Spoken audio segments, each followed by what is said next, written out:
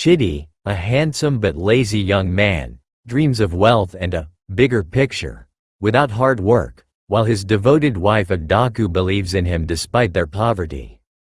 Desperation drives Chidi to the city, where his obsession with fast money leads him down a dark path, kidnapping children in Santa suits to demand ransom. Each scheme brings him closer to wealth, yet further from morality, until his greed catches up with him.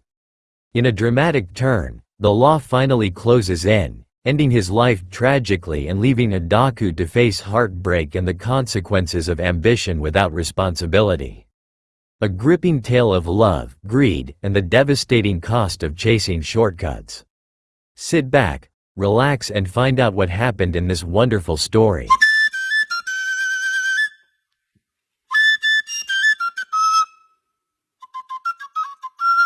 Chidi was young, tall, and handsome, the kind of man whose looks made people expect greatness from him even before he spoke. His face was calm, his smile confident, and his voice always carried assurance. He worked as a bricklayer, waking up early every morning and walking to construction sites with cement-stained slippers and dusty clothes. To outsiders, he looked like any other struggling young man trying to survive. But to Chidi, his current life was only a temporary phase. He believed strongly that he was meant for something bigger. "This life is not my final bus stop," he often said. "I have a bigger picture ahead of me." Adaku noticed him long before others did. She saw beyond his empty pockets and focused on his dreams. Adaku was beautiful, calm, and hardworking. She sold goods during the day and still found time to take care of herself and those around her. When Chidi talked about the future, her eyes lit up. She believed him deeply. Even when friends warned her that Chidi was lazy and unrealistic, she defended him boldly. "I want to build with Chidi," she told them. "I believe he will make it." Love guided her decision, not logic. When Chidi asked her to marry him despite having nothing, she agreed without hesitation. Their marriage was simple and quiet. There was no luxury, no long celebration, only prayers, smiles, and hope. They moved into a small room that barely contained their belongings, but Adaku treated it like a palace. She cleaned it daily, cooked with love, and spoke words of encouragement to her husband.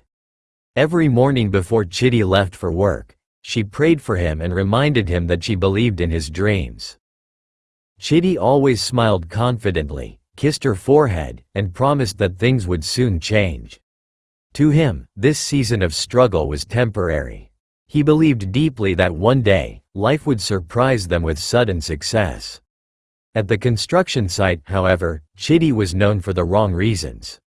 While other bricklayers worked tirelessly under the hot sun, Chidi often found reasons to slow down. He worked for a short time, then sat under a tree to rest, claiming exhaustion. His colleagues noticed this habit and spoke among themselves. "This young man is too lazy," some said. Others shook their heads in disappointment, knowing that bricklaying rewarded only effort and endurance. Yet Chidi did not care. In his mind, working too hard was a waste of energy. One afternoon, one of his co-workers confronted him directly. "Chidi, is this how you plan to feed your family?" the man asked, wiping sweat from his face. Chidi laughed and stretched lazily. "This life, I can't kill myself," he replied. "Allow me to rest. I have a bigger picture ahead. I'm not meant for this petty money." The men around him laughed, some out of mockery, others out of disbelief. To them, Chidi sounded foolish. To himself, he sounded wise. As days passed, Chidi's habits at the construction site became more obvious. He arrived late most mornings and left early whenever he found an excuse. While other workers mixed cement, lifted blocks, and climbed scaffolding until their bodies ached, Chidi avoided heavy tasks. He often volunteered for lighter duties or disappeared after working for barely 2 hours. When supervisors were not around, he leaned against walls or sat under trees, watching others work. To him, stress was unnecessary. He believed life would reward him without demanding too much effort. Each evening, he sat outside their room long after dark, staring into the open sky. He spoke aloud to himself, thinking of ways to make big money quickly. He hated the slow nature of bricklaying. The idea of waking up every day to work hard for small pay irritated him. "I'm not meant for this kind of life," he muttered. "I have a bigger picture." He believed struggle was an insult to his destiny. Sometimes Adaku joined him outside. She rested her head on his shoulder, offering comfort instead of questions. "Stop thinking too much," she told him softly. "God will make a way." Chidi smiled at her words. "Thank you for trusting the process," he replied confidently. "One day, I will hammer." His voice carried certainty, even though nothing around them showed progress. One evening, Chidi returned home with unusual excitement. His eyes shone with determination, and his voice carried a strange urgency. "Baby," he said, taking Adaku's hands in his, "December is fast approaching, and I want to travel to the city. I need to chase the bigger picture before Christmas. I believe this is the time." Adaku looked at him with a soft smile, her heart full of faith. "I believe in you, baby," she said. "I know you can do it." Her eyes glimmered with hope, unaware of the challenges that awaited him. The next morning, Adaku insisted on praying for him before he left. She asked Chidi to kneel, holding his hands tightly in hers. "Go and come back bigger," she prayed, her voice filled with both love and concern. Chidi nodded eagerly, replying, "Amen. I am coming back with a bigger picture by December." He rose with renewed energy, kissed her cheek, and rushed off, his mind already consumed with ideas of wealth and success. Adaku watched him go, trusting completely in his words. Chidi arrived in the city full of hope, ready to make his mark. The tall buildings, the crowded streets, and the endless flow of people overwhelmed him for a moment, but he quickly reminded himself of the promise he made to Adaku.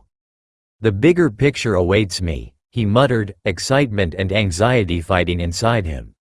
He took temporary accommodation and immediately started looking for work, believing that this was the first step toward the wealth he had imagined.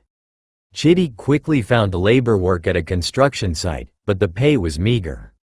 The work was exhausting, leaving him sore from head to toe by the end of each day. Nights offered no real rest, as the noise of the city, the crowded apartments, and constant worry kept him awake. He labored tirelessly, thinking that hard work alone would yield fast results. Yet, by the end of each week, the money he earned barely covered his rent and food. The promise of a bigger picture seemed distant, and Chidi's confidence began to crack. Each day brought new frustrations. Small delays, mistakes by colleagues, and slow payments tested his patience. Chidi became irritable. Even a careless word from a coworker could trigger anger. "Why is nothing happening?" he muttered one evening, pacing outside his rented room. "December is almost here, and I haven't even saved enough money to surprise Adaku. How will I deliver the deady Christmas I promised?" His hands clenched into fists as anxiety gripped him like a cold hand. Sleep became restless, and his mind wandered into darker thoughts of how to accelerate his fortune. Every passing day felt like a countdown to failure. The promise he had made to Adaku weighed heavily on his conscience, though he refused to admit it aloud. "I must secure the bag before December," he whispered to himself one evening, pacing back and forth. "It's not a choice. It's a must. I must spoil my wife this Christmas." The fear of returning empty-handed haunted him like a shadow. He imagined Adaku's disappointment, the loss of her faith, and the shame he would feel if he failed. These thoughts grew louder at night when the city was quiet, leaving him sleepless and restless. His mind raced for solutions, some reasonable, some dark, all fueled by desperation. Chidi's belief in the bigger picture began to blur with impatience, pride, and a creeping sense of entitlement. He refused to accept that honest effort alone might not yield immediate rewards. That night, he sat on the edge of his rented room, staring at the flickering streetlights through the window. His hands were shaking, and his heart pounded with a mixture of hope and dread. "There has to be a way," he whispered, almost to himself. "I can't go back without the money. Adaku trusts me. I cannot fail her. The determination in his voice was clear, but beneath it, a dangerous seed of desperation had been planted. In that moment, Chidi's mind began to wander into paths he would never have considered back home, a path that promised wealth quickly, but at a price far greater than he could imagine. The following morning began like any other, with Chidi leaving his small rented room, lost in thought about how to make fast money. He barely noticed the busy streets, the honking cars, or the crowded sidewalks. His mind was consumed with schemes, ideas, and a growing panic as December drew closer. But before he could take even a few steps toward the busier part of the city, a black car suddenly pulled up in front of him.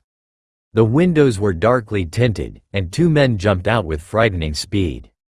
Before Chidi could react, they grabbed him roughly. He struggled, shouting and kicking, but their grip was iron strong. "Please, let me go. I have not done anything wrong," he screamed, his voice raw with panic. The men ignored his pleas, forcing him into the backseat of the car. The engine roared, and the vehicle sped away through the crowded streets, swallowing him into a nightmare he could not comprehend. Fear struck him like lightning, freezing his thoughts and making his heart pound uncontrollably. Minutes later, the car stopped in the middle of nowhere, surrounded by thick bushes and an uncompleted building. Chidi's knees almost gave way as the men dragged him inside. "Take this phone," one of the men ordered, thrusting a small device into his hand. "Call any of your relatives and tell them we need 30 million before releasing you." Chidi stared at them, trembling. "I have no relatives," he stammered. "I am alone in this world." The men exchanged confused glances, clearly surprised by the confession. They muttered among themselves, unsure how to proceed. Hours passed, and Chidi's phone remained silent. No one called. No one responded. The kidnappers grew impatient and angry. "What is happening?" one of them snapped. "So no one wants to call him?" The other shrugged. "I think we will let him go," he said. "This one is a bad market." Without warning, they pushed Chidi out of the building and left him trembling in the bushes. Alone, shaken, and fearful, Chidi ran. Every step carried a mix of gratitude and terror, his mind racing with questions he could not answer. By the time he reached the road, the city felt different, stranger, harsher, and more dangerous. Yet, as he ran home, a thought slowly crept into his mind, something that would change the course of his life forever. Chidi ran through the bushes, his heart pounding like a drum in his chest. His hands shook uncontrollably, and his clothes were torn from the brambles that scratched at him along the way. The city, once a place of hope and opportunity, now seemed cruel and indifferent. He did not stop until he reached a dimly lit street that led toward his small rented room. Relief washed over him, but it was mixed with fear, confusion, and an unsettling thought. What if the bigger picture he was chasing came at too high a price? When Chidi finally sat down in the quiet of his room, he began replaying the day's events in his mind. The memory of the black car, the two men, and the uncompleted building made his chest tighten with both terror and disbelief. And then it hit him: he had survived because no one called for him. No relative, no friend, no one cared enough to send money for his release. He realized, with a mixture of fear and grim understanding, how alone he truly was in this world. The thought made his knees weak. He was grateful to be alive, but the isolation felt like a heavy, suffocating weight. Even as he tried to catch his breath, a dangerous idea began to form in his mind. This is the bigger picture I've been looking for," he whispered aloud, his voice trembling but filled with a strange excitement. The fear that had gripped him moments ago now transformed into opportunity, or so he believed. "I can start this business in a more modern way. I must get the bag. I must spoil Adaku this Christmas." His eyes shone with a mix of terror and greed as he began planning the steps he would take. By the time Chidi lay down to rest that night, exhaustion mixed with exhilaration. He no longer feared work, he feared missing out on money. The city, with all its challenges, had presented him with a twisted version of opportunity, one that promised instant rewards but came with invisible consequences. As he drifted into a restless sleep, he imagined Adaku's smile on Christmas morning, the gifts, the wealth, the admiration. And in that dark room, a dangerous determination settled deep inside him, one that would drive him toward actions he would never have imagined back home. The next morning, Chidi moved with a purpose he had never known before. The events of the previous day haunted him, yet they also sparked a twisted clarity. He walked through the bustling city streets, weaving between pedestrians and vehicles, his mind alive with a single thought. He had discovered the bigger picture, and it was right in front of him. Hunger, worry, and desperation had fused into a dangerous resolve. Chidi was no longer just a struggling bricklayer. He was a man determined to seize opportunity, whatever the cost. He went straight to the market and purchased a bright red Santa suit, complete with the white beard and cap, as well as an assortment of colorful Christmas gifts.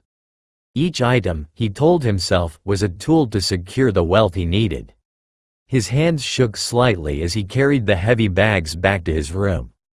The mix of excitement and fear made his heart race, but he suppressed the panic. This was not theft, he reasoned. This was business, a shortcut to the life he promised Adaku.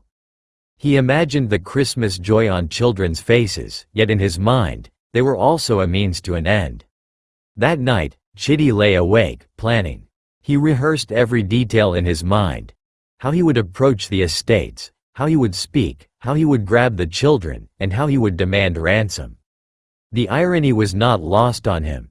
He was about to use the image of Santa Claus, a symbol of joy, to terrify and control. But he pushed away guilt, convincing himself that it was temporary. By December, Adaku will see the bigger picture, he muttered. She will be proud of me. Everything will be fine. The city's night air, usually oppressive, now seemed full of possibility. Chidi's plan was clear. He would start small, take only what was necessary, and grow his operation strategically. Each action, he believed, brought him closer to the wealth and respect he had always imagined. Fear mixed with adrenaline as he imagined himself running from one estate to another, raking in cash, and returning home to a Christmas Adaku would never forget. That night, for the first time, he truly felt the intoxicating mix of power, greed, and ambition, the kind that would soon consume him entirely. The following morning, Chidi dressed fully in his new Santa suit.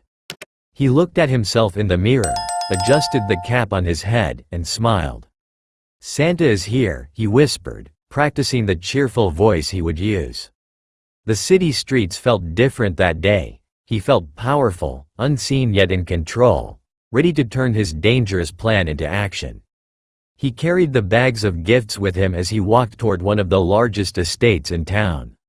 His heart pounded with a mix of fear and excitement. Every step was a step into the unknown.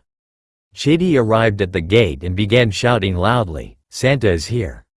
Come and have your Christmas gift." Hours passed, but no one responded. Doubt began to creep in. Perhaps his plan was too risky, or maybe he had misjudged the timing. Then, from a large mansion, a little boy of about 8 years appeared. His eyes widened in excitement at the sight of Santa. "Santa!" the boy shouted, running toward Chidi. In one swift, desperate motion, Chidi grabbed the child and sprinted into the nearby bush, adrenaline flooding his veins. Fear gripped both of them, but Chidi's mind was focused solely on the plan he had rehearsed. They reached an uncompleted building nearby. The boy trembled violently as Chidi ordered him to call his father. "Call your father's number, now," Chidi demanded. The boy hesitated, then obeyed, fear overcoming his hesitation. Chidi dialed the number, his hands shaking slightly. "Hello, sir," he said, trying to sound calm but firm. "Your son has been kidnapped. We need 10 million naira in cash before he is released. Do not involve the police." The man on the other end listened in shock, and Chidi quickly ended the call, pocketing the phone. By evening, 10 million naira was delivered to the location Chidi had specified. He carried the heavy bag back to the building, his heart pounding, then released the boy unharmed. The thrill of success made him lightheaded. He changed his SIM card, swapped his clothes, and headed home with the money. Once inside his small room, he jumped around with excitement, laughing and shouting. "Adaku, we are made. The picture is clear," he exclaimed into the phone. For the first time, he felt the intoxicating taste of fast money, the power of control, and the belief that he was unstoppable. By the next morning, Chidi's confidence had transformed into audacity. He dressed once more in his Santa suit, this time carrying even more gifts and planning to target a different estate. The thrill of the previous day fueled him. The 10 million naira in his bag seemed like proof that his idea worked. His mind buzzed with excitement, ambition, and greed. Every step he took through the city streets made him feel invincible, as if nothing could stop him from achieving the life he had always dreamed of. Chidi arrived at the second estate, and without hesitation, he shouted loudly, "Santa is here. Come and have your Christmas gift." Minutes passed, and then a little girl appeared, her eyes bright with anticipation. Chidi felt the same mix of fear and exhilaration as yesterday. In a swift motion, he carried the girl into the nearby bush, ensuring no one saw the action. He demanded a ransom of 30 million naira from her parents, higher than the previous day. When the money was delivered, he released the child safely, swapped his SIM card, and changed his clothes before heading home. Back at his apartment, he could barely contain his excitement. Chidi jumped around, laughed loudly, and called Adaku. "Get ready, baby. I am coming back bigger. This Christmas is sure for you," he shouted. His voice was full of pride and a dangerous sense of accomplishment. Adaku, unaware of the method, responded with faith and trust. To her, her husband had finally found success. To Chidi, every day became a race to outdo the previous one, each kidnapping a step closer to the bigger picture he had imagined. The dangerous habit began to form. Chidi woke each morning with the same purpose: put on the Santa suit, pick a target, collect ransom, and return home richer. Fear, excitement, and greed intertwined within him. Every action made him bolder. Every successful ransom confirmed his belief in the bigger picture. The city had unknowingly become a playground for his ambitions. Chidi's heart was no longer content with patience or hard work. He craved the fast, powerful thrill of immediate success, blind to the consequences waiting silently in the shadows. With each passing day, Chidi's confidence grew, and so did his greed. He now dressed in his Santa suit almost every morning, moving from one estate to another. The city streets had become familiar, yet every corner carried new risks. He became adept at reading security patterns, spotting houses that seemed vulnerable, and timing his actions perfectly. To him, it was no longer a crime, it was business. The thrill of each successful ransom overshadowed any sense of morality. Every step he took was fueled by the thought of spoiling Adaku, fulfilling his promises, and asserting his imagined power. On this particular morning, Chidi arrived at a far estate, one of the most expensive in the city. He parked his car discreetly at the gate and began shouting, "Santa is here. Come and have your Christmas gift." The towering walls of the mansion seemed intimidating, but he ignored them, his heart pounding with excitement. Within minutes, a little boy ran out toward him, delighted at the sight of Santa Claus. Without hesitation, Chidi grabbed the child and placed him in his car, ready to repeat the process he had done countless times. But this time was different. The estate had a high-tech security system, complete with CCTV cameras. The cameras captured everything: Chidi's movements, the car he drove, and the moment he carried the boy away. He had underestimated the estate's vigilance, blinded by his routine and greed. Panic surged through him as he noticed unfamiliar faces and police vehicles surrounding him. The adrenaline of the chase turned into sheer terror. Chidi realized too late that the city he had once seen as a playground was now closing in on him, threatening everything he had built in days. He abandoned the car and ran, Santa's suit flapping, the boy still terrified in his arms. Shouts, sirens, and barking dogs filled the air. His heart raced uncontrollably as he zigzagged through the streets, searching for an escape. The bigger picture he had chased so desperately was collapsing before his eyes. The thrill of power and wealth had blinded him to one simple truth. Shortcuts have consequences, and no scheme, no matter how clever, can escape the eyes of the law forever. Fear replaced excitement, and Chidi's world, once full of hope and ambition, became a chaotic nightmare of his own making. Chidi's lungs burned, and his legs ached as he sprinted through narrow alleys and abandoned streets. The police, already alerted by the CCTV, were closing in rapidly. He could hear the shouts, the running footsteps, and the roar of engines behind him. Fear gripped him like a vice, replacing the confidence he once carried. For the first time, the bigger picture he had chased so blindly now seemed like a curse. Every corner he turned brought him closer to capture, and yet he refused to stop. Failure was not an option. Survival was all that mattered. The little boy in his arms whimpered softly, tears running down his cheeks. Chidi tried to calm him, whispering, "It's okay. Santa will take care of you," but his voice betrayed his panic. The city streets blurred around him as he pushed his exhausted body to the limit. He ducked behind walls, leapt over fences, and dashed across streets, hoping to find a way to escape. His Santa suit, once a symbol of power, now felt heavy and suffocating, slowing him down with every desperate step. Then it happened. A sharp, deafening sound cut through the chaos. Chidi stumbled as a bullet grazed his shoulder. Pain exploded through his body, sending him crashing to the ground. He tried to rise, but another shot hit him squarely, knocking him off his feet. The adrenaline that had fueled him vanished instantly, replaced by shock and terror. Police officers surrounded him, weapons raised, and he realized the inevitable. The freedom he had chased so recklessly was gone, and the bigger picture he had imagined in his mind was crumbling into nothing. They dragged him from the street, ignoring his cries and pleas. The little boy was quickly taken to safety, his frightened eyes never leaving Chidi. For a brief moment, he looked around, taking in the city he had loved, the streets he had conquered, and the dreams he had chased blindly. And then he felt the final, crushing blow of reality. His life of shortcuts, greed, and deception had led him here. As he was hurried toward an ambulance, blood seeping from his wounds, he knew that this was the end.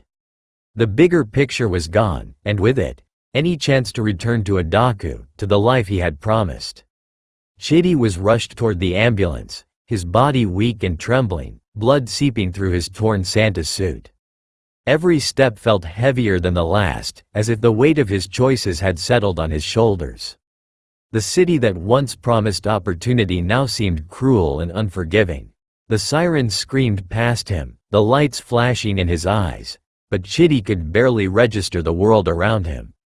Fear, pain, and regret intertwined in his chest, leaving him breathless and silent. Inside the ambulance, paramedics worked frantically, checking his pulse and attempting to stabilize him. His vision blurred, the bright lights above twisting into strange, almost mocking patterns. He tried to speak, to call out for Adaku, but his voice failed him. Memories flashed through his mind. Adaku's soft voice praying for him, her unwavering belief, the laughter they had shared, the meals they had eaten together despite scarcity. He realized, too late, that every step into greed had distanced him from the life he truly wanted. The vehicle sped toward the hospital, sirens piercing the night air. Chidi's heart struggled against the pain, pumping blood sluggishly through his body. Fear was replaced by a heavy numbness as the reality of his end approached. He thought of Adaku, imagining her waiting for him at home, never knowing the true path he had chosen. His last coherent thought was the cruel irony of it all. He had risked everything for a bigger picture, but in the end, it had destroyed him. As the ambulance raced through traffic, Chidi's body gave way. The paramedics tried desperately to revive him, but it was too late. Life slipped away from him silently, swiftly, leaving behind nothing but the consequences of choices made in haste and greed. In the cold, indifferent city, a young man who had once dreamed of greatness lay lifeless, the Santa suit now a grotesque symbol of his ambition and folly. His death was swift, leaving behind a trail of fear, regret, and unanswered questions, a stark warning that the pursuit of fast wealth can lead to ruin. Back in their small home, Adaku waited patiently for Chidi's calls. Days passed, and his usual messages of hope, excitement, and reassurance became silent. At first, she dismissed it as the busyness of the city, assuming he was just preoccupied with work. But as hours turned into days, a creeping fear began to take hold of her heart. Something was wrong. Her hands shook as she dialed his number repeatedly, her prayers growing more desperate with each unanswered call. "Chidi, please pick up," she whispered into the silent phone, tears streaming down her cheeks. When the news finally reached her, it shattered her completely. A neighbor, who had seen the chaos in the city, told her of a Santa suit, a chase, and a young man struck down by the police. Adaku's mind refused to accept it at first. "No, it can't be him," she cried, clutching the walls for support. "Chidi wouldn't, he can't." The reality was unbearable. Her heart, full of love and trust, now carried a heavy, suffocating grief.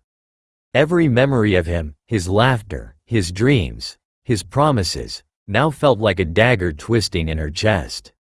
Days turned into weeks, and Adaku made countless trips to the police station, pleading for Chidi's body.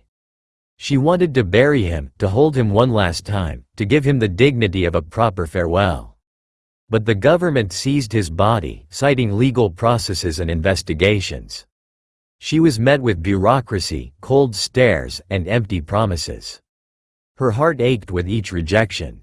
Her faith in the man she loved was not shaken, but the love she held became entwined with pain and anger. Every night, she sat by the window, staring into the dark streets, imagining what could have been. Her dreams of a beautiful Christmas with Chidi, of the bigger picture he had promised, crumbled into ashes. The house that was once filled with hope and laughter now carried silence and sorrow.